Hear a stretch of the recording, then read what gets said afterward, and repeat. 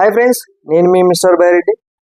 So ఇవాళ ఎవరు eliminate అవుతారు అంటే ఇవాళ అంటే ఈ వీక్ ఎవరు ఎలిమినేట్ అవుతారు, మొత్తం 8 మంది నామినేషన్లో ఉన్నారు కదా, ఎవరు ఎలిమినేట్ అవుతారు. సో ఈ ఎలిమినేషన్ ఎవరి చేతిలో ఉంటుంది, ఎందుకంటే పవరాస్త్రాస్ ఉన్నాయి, అంటే పవర్స్ ఉన్నాయి.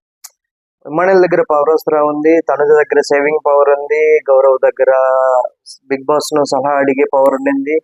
సో ఇలా ఇలా పవర్స్ ఉన్నాయి అనమాట. పవర్స్ ఎక్కువ ఉండటం వల్ల ఎవరు ఎలిమినేట్ అవుతారు, ఎవరు సేవ్ అవుతారు అనేది వీళ్ళ చేతుల్లోనే ఉంది అనేది నా గట్టి ఫీలింగ్ అనమాట.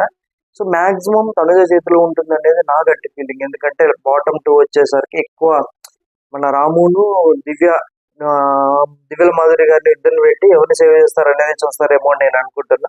సో చూద్దాం ఎలా ఉంటుంది అనేసి. ఫ్రెండ్స్, కొత్తగా ఎవరైతే మన ఛానల్ చూస్తున్నారో దయచేసి సబ్స్క్రైబ్ చేసుకోండి ప్లీజ్ ప్లీజ్. ఎందుకు అడుగుతున్నానంటే సో నాకు కొంచెం మోటివేషనల్ గా ఉంటుంది, నాకు ఇంకా ఎక్కువ వీడియోస్ చేయడానికి కానీ బాగుంటుంది అనమాట. సో ఎందుకంటే ఇదే కాదు, బిగ్ బాస్ కంటెంటే కాదు, మంచి మంచి సోషల్ ఇష్యూస్ కంటెంట్ కూడా నా ఛానల్లోని క్రియేట్ చేస్తాను నేను. సో రాబోయే రోజులలో ఇవి అంటే ఆల్రెడీ అదే ప్రాసెస్ లో ఉన్నాను. రాబోయే రోజులలో మంచి మంచి కంటెంట్ ఇస్తానని మీకు ప్రామిస్ చేస్తున్నాను. తర్వాత దయచేసి సబ్స్క్రైబ్ చేసుకోండి, మంచి కంటెంట్ వస్తుంది, మంచి మంచి వీడియోస్ కూడా వస్తాయి మన ఛానల్. తర్వాత ఆల్రెడీ సబ్స్క్రైబ్ చేసుకున్న వాళ్ళు ఒక లైక్ అయితే ఇవ్వండి ప్లీజ్, ఎక్కువ మందికి రీచ్ అవుతుంది, వాళ్ళు కూడా సబ్స్క్రైబ్ చేసుకోవడానికి నా ఛానల్కి ఎక్కువ బూస్టింగ్ కు కొంచెం ఉపయోగపడుతుంది అనమాట. ప్లీజ్ ఒక సబ్స్క్రైబ్, ఒక లైక్ చాలు నాకు. సో ఓకే, మనం వీడియోలోకి వెళ్ళిపోదాం. ఈ వీక్ ఎలిమినేషన్ లో వచ్చేసరికి నామినేషన్ వచ్చేసరికి 8 మంది ఉన్నారు. తనుజ, కళ్యాణ్, డిమన్ పవన్ అండ్ సంజన, రీతు చౌదరి, తర్వాత తీసుకున్నట్టు రాము రాథోడ్, దివ్యల మాధురి అండ్ గౌరవ్. 8 మంది నామినేషన్ లో ఉన్నారు. ఈ 8 మందిలో తనుజ అంటే అన్అఫీషియల్ పోల్స్ లో అయితే తనుజ టాప్ లో ఉండింది. అఫీషియల్ పోల్స్ తీసుకున్నట్టయితే almost Kalyan and Tanuja equal గా ఉన్నారనేది మనకు అందిన సమాచారం అనమాట. సో చూడాలా బయట జరిగే ఓటింగ్ నిజమా కాదా అనేసి చూద్దాం. ఎందుకంటే ఈ సీజన్ ఏదైనా జరగచ్చు, బిగ్ బాస్ తనకు నచ్చిన నిర్ణయాలు ఏదైనా తీసుకుంటున్నాడు. సో మనం ఓటింగ్ చేసి ఎవరినైతే ఎలిమినేట్ చేసామో, ఓటేయకుండా ఎలిమినేట్ అయ్యారో వాళ్ళని మళ్ళీ హౌస్ లోకి తీసుకెళ్ళాడు. అంటే నేను బర్నీ గారి గురించి చెప్తున్నాను నేను. సో ఎవరైతే అన్ఫేర్ జరిగిందని మనం అనుకున్నామో వాళ్ళని మళ్ళీ బిగ్ బాస్ హౌస్ లోకి తీసుకొచ్చి వీళ్ళిద్దరికి బర్నీకి, శ్రీజాకు వీళ్ళిద్దరికి పెట్టి వీళ్ళిద్దరికి సపరేట్ గా ఓటింగ్ పెట్టి అది చాలా అన్ఫేర్ అయితే జరిగింది. దాంట్లో మనం మాట్లాడుకోవడానికి లేదు. ఇక్కడ నేనేమనుకుంటున్నానంటే సో మనం అంతా అంటే బయట ఉన్న వాళ్ళంతా క్యాంపెయిన్ చేశారు కదా, అన్యాయం జరిగింది, అన్ఫేర్ జరిగింది అది అనేసి.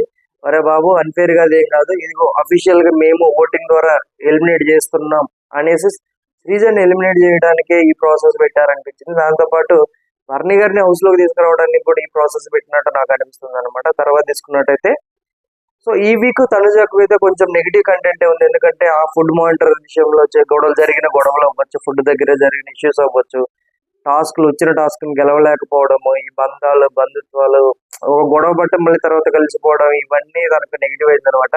సో మాధురి గారితో జరిగినట్టు ఏముంది, తర్వాత భరణి గారితో జరిగిన విషయాలు అయితే ఏముంది, దివ్యతో జరిగినవి అయితే ఏముంది, చాలా ఫుడ్ దగ్గర చాలా ఇష్యూస్ అయినాయి. ఆ అమ్మాయికి చాలా నెగిటివ్ అయింది అనమాట. చూద్దాం ఇది కంటిన్యూ అవుతుందా, లేకపోతే ఇక్కడతోటి ఈ నెగిటివిటీ అనేది అయిపోతుందో చూడాలి. యాజ్ ఆఫ్ నవ్ అయితే తనుజ గారు అయితే టాప్ పొజిషన్ లో ఉన్నారు. సెకండ్ పొజిషన్ వచ్చేసరికి కళ్యాణ్ పడాలా ఉన్నారు. సో ఎందుకు సెకండ్ పొజిషన్ లో ఉన్నారంటే ఈ వీక్ మనోడు గేమ్స్ కూడా ఆడాడు. సో ఏదైతే ఒక ఫజిల్ ఉందో, ఫజిల్లో జైల్లో ఉన్న వాళ్ళని రిలీజ్ చేయాలా, ఫజిల్ ఫిల్ చేయాలి కదా. 2.5 సెకండ్ అంటే 2 నిమిషాల 50 సెకండ్లలో మనోడు పూర్తి చేశాడు. చాలా స్పీడ్ చేశాడు అనమాట. సో 2 కూడా అనిపించింది. అంటే లాస్ట్ టాస్క్ లో ఓడిపోయాడు. ఈ వీక్ మన శ్రీజ వచ్చింది కాబట్టి కొంచెం మనోడి గేమ్ లో కొంచెం మార్పు వచ్చినట్టు నాకు అనిపించింది. ఎందుకంటే తనకు కొంచెం ఇన్పుట్స్ ఇచ్చింది, నువ్వు మాట్లాడు, నీ పాయింట్స్ మాట్లాడు, తప్పైతే తప్పని చెప్పింది. తర్వాత శ్రీజ హౌస్ లోకి వచ్చి వెళ్ళటం వల్ల ఎవరికన్నా లాభం ఉందంటే అది పవన్ కళ్యాణ్కి మాత్రం లాభం ఉంది. సో ఇంకెవరికి లాభం లేదనమాట. సో పవన్ కళ్యాణ్ అయితే సెకండ్ పొజిషన్ లో ఉన్నాడు. తర్వాత డీమన్ పవన్ ఒకంత పాజిటివ్ వీక్, ఒకంత నెగిటివ్ వీక్ అనమాట. సో పాజిటివ్ వీక్ ఏంటంటే మనోడు అక్కడ ఫిజికల్ టాస్క్ లో ఇద్దరిని హోల్డ్ చేసిన విధానం ఏదైతే ఉందో అది టూ గుడ్. మనోడు గేమ్స్ ఆడాలి, నిరూపించుకోవాలన్న ఆ కుతూహలం ఉండింది. కానీ బట్ రీతు చౌదరి తోటి ఏదైతే కెప్టెన్ బెడ్రూమ్ లో జరిగిన విషయం ఏదైతే ఉండిందో అదైతే చాలా నెగిటివ్ అయ్యే అవకాశం చాలా వెరీ హై. ఈ వీక్ నాగార్జున సార్ అప్రిషియేట్ చేస్తారు, ప్లస్ దాంతో పాటు క్వశ్చన్ కూడా చేస్తారని నేను అనుకుంటున్నాను. ఎందుకంటే అక్కడ రీతు చౌదరి కూడా పెద్ద ఇష్యూ ఏం చేయలేదు, బట్ అయినా కానీ నేషనల్ టెలివిజన్ లో జరుగుతుంది కదా. ఎందుకంటే అందుకు కొంచెం ఇది ఒక నెగిటివ్ వేలో వెళ్తుంది కాబట్టి కొంచెం దండిచ్చినట్టుగా మాట్లాడతారని నేను అనుకుంటున్నా. సో తర్వాత పొజిషన్ అంటే దానికోసమే కొంచెం మనోడికి థర్డ్ పొజిషన్ లో ఉండింది. మీకు అంటే ఇంతకు ముందు వీక్స్ తో పోల్చుకుంటే కొంచెం ఎక్కువే మనోడి గురించి మాట్లాడుకుంటున్నారు అనమాట బయట, ఫిజికల్ టాస్క్ గురించి.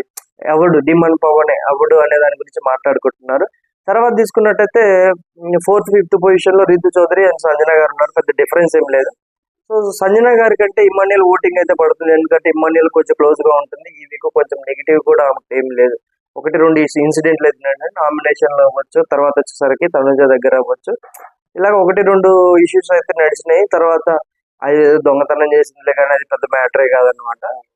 సో ఈ పెద్ద పెద్ద ఎక్కువ నాకు జరిగినట్టు కూడా అనిపించలేదు. తర్వాత సంజన గారికి ఏదైతే డిమాండ్ పవన్ కు రీతుకు మధ్య జరిగిన కన్వర్జేషన్ ఏదైతే ఉందో, అక్కడ జరిగిన ఇన్సిడెంట్ లో డిమాండ్ పవన్ కి గైడెన్స్ ఇచ్చిన విధానం ఏదైతే ఉందో కొంచెం ఆవిడకి అది పాజిటివ్ కూడా అయ్యే అవకాశాలు చాలా ఎక్కువగా ఉన్నాయి అన్నమాట.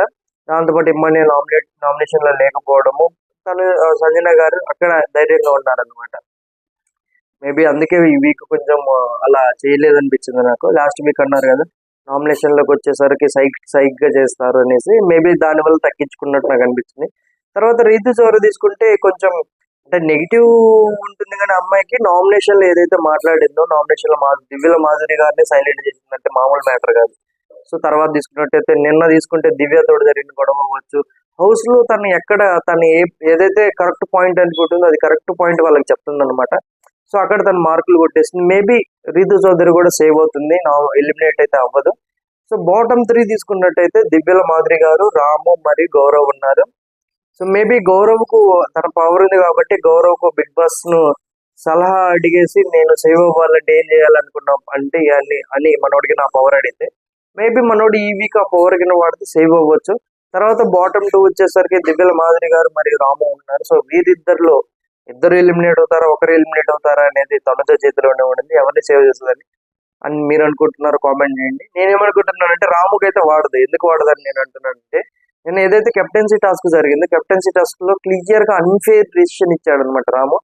అది మేబీ అది మైండ్ లో పెట్టుకుంటుందని నేను అనుకుంటున్నా. సో దానికోసమైనా ఆవిడ రాముకు వాడదనుకుంటుంది. మేబీ దివ్యల మాధురి గారికి మీరు ఈ వీకే వాడాలి పవర్ అంటే దివ్యల మాధురి గారికి వాడతారు, దివ్యల మాధురి గారిని సేవ్ చేస్తారని నేను అనుకుంటున్నా.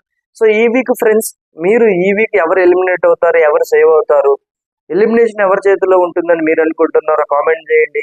సో కొత్తగా చూసే వాళ్ళు అయితే సబ్స్క్రైబ్ చేయండి ప్లీజ్, ఎందుకంటే నాకు ఎక్కువ బూస్టింగ్ గా ఉంటుంది నా ఛానల్ బిల్డ్ అవడానికి, కానీ నాకు ఇంకా ఎక్కువ వీడియోస్ చేయడానికి బూస్టింగ్ గా ఉంటుంది. సో నేను బిగ్ బాస్ కంటెంటే కాకుండా సోషల్ ఇష్యూ కంటెంట్ కూడా నేను క్రియేట్ చేయడానికి స్టార్ట్ చేసిన. దానికి నేను స్క్రిప్టింగ్ రాసుకుంటున్నా. వన్స్ కంప్లీట్ అయ్యేవాగానే సో నేను ఆ social issues recent social issues వాటి మీద కూడా మాట్లాడతాను నేను మన ఛానల్. సో తప్పకుండా సబ్స్క్రైబ్ చేసుకోండి. ఆల్రెడీ సబ్స్క్రైబ్ చేసుకున్నారు లైక్ చేయండి, ఎందుకంటే మీరు చేసే ఒక లైక్ ఏమవుతుందంటే నాకు ఎక్కువ మందికి రీచ్ అవ్వడానికి ఉపయోగపడుతుంది. దానితో పాటు సో నా ఛానల్ ఎక్కువ మందికి రికమెండ్ కూడా చేస్తారన్నమాట యూట్యూబ్ వాళ్ళు. అందుకే నేను దయచేసి మిమ్మల్ని ఇంత ప్లీజింగ్ అడుగుతున్నానంటే సో నా ఛానల్ బిల్డ్ అవుతుంది. నాకు కొంచెం హెల్ప్ చేయండి అనమాట. జస్ట్ ఒక సబ్స్క్రైబ్ ఒక లైక్ చాలు, అంతే, ఇంకేం అవసరం లేదనమాట. సో ఫ్రెండ్స్, ఈ వీడియో నచ్చినట్టయితే లైక్ చేయండి. Okay, thank you friends, thank you very much. నేను మీ మిస్టర్ బైరెడ్డి.